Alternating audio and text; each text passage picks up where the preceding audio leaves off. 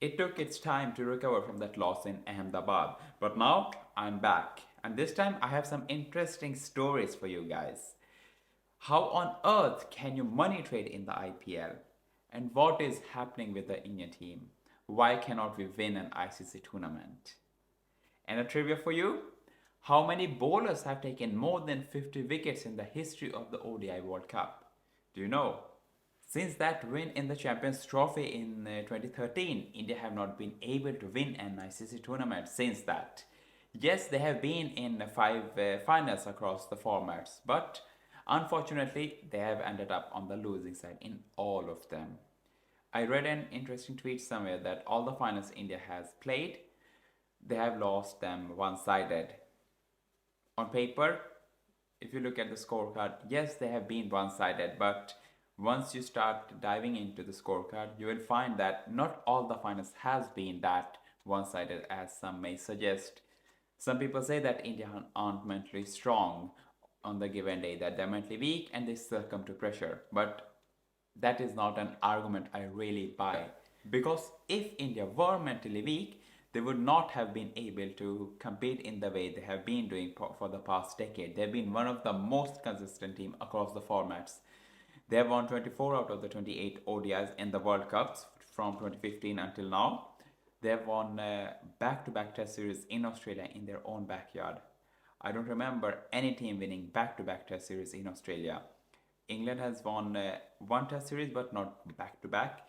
India has given competition to England and South Africa in their own backyard in the Test match series they have played. And in the World Cup final in Ahmedabad, I won't say India lost it one-sided because of the simple reason that there was a huge difference in the batting conditions in the first and in the second innings. In the first innings, the ball was stopping, it was turning, it was gripping. The ball started reversing from the 30th over. How often have you seen that ball reversing in the ODIs from 30th over? How often have you seen that ball reverse in the ODIs?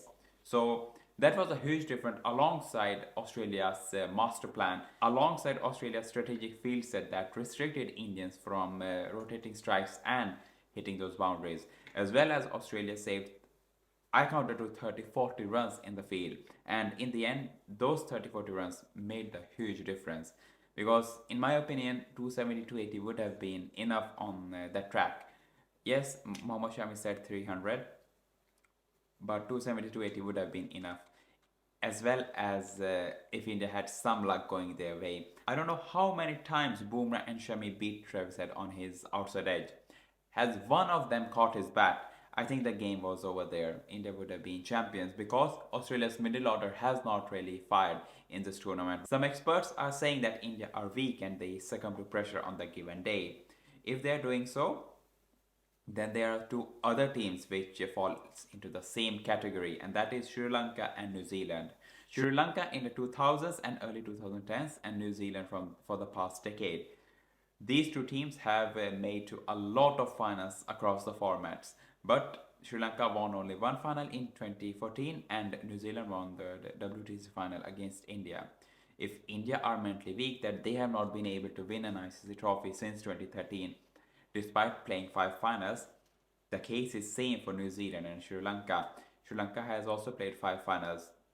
They have won one and New Zealand played four, won one trophy. If India is mentally weak or they succumb to pressure, then Sri Lanka and New Zealand should and would fall into the same category given the results they have performed. If there is anything Indian team management needs to look at, it is why some players are not performing on that given day. Whether it's Shubman Gill, Shreyas Iyer or Surya Kumar Yadav in the recent final, or someone else in the finals before. Why are few players not performing on the given day? Big game players like Rohit Sharma and Virat Kohli have been putting up their hands for a long time alongside few others. But Indian team needs contribution from the others as well to lift that trophy, to end up on the podium. That is my point. My next topic is about Hardik Pandya, who, according to the reports, will leave Gujarat Titans for Mumbai Indians for 15 crores, the same amount Gujarat Titans paid for him to acquire his services back in the mega auction. But then you wonder, is it possible to money trade in the IPL?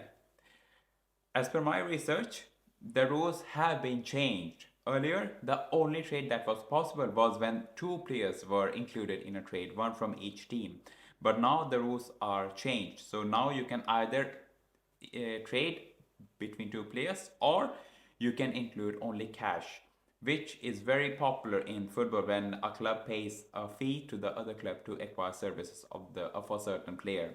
If this is the case, then IPL is heading towards something else compared to what it has been before, and now going more on a football route.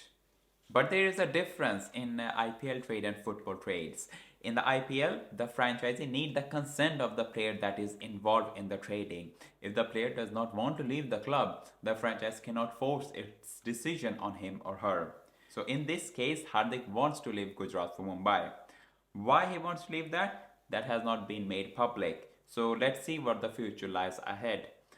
And if there is any rift between the team management and the coaches and the one who are steering the club. And that's all for this video. Remember, I asked a question in the beginning. How many bowlers have taken more than 50 wickets in the ODI World Cup? The answer is 7. Glenn McGrath sitting on top, Muthaiya Muralidharan on the second place. I will catch you in the next video where we will focus on the women's game and in particular test matches. Why are not women playing more test games?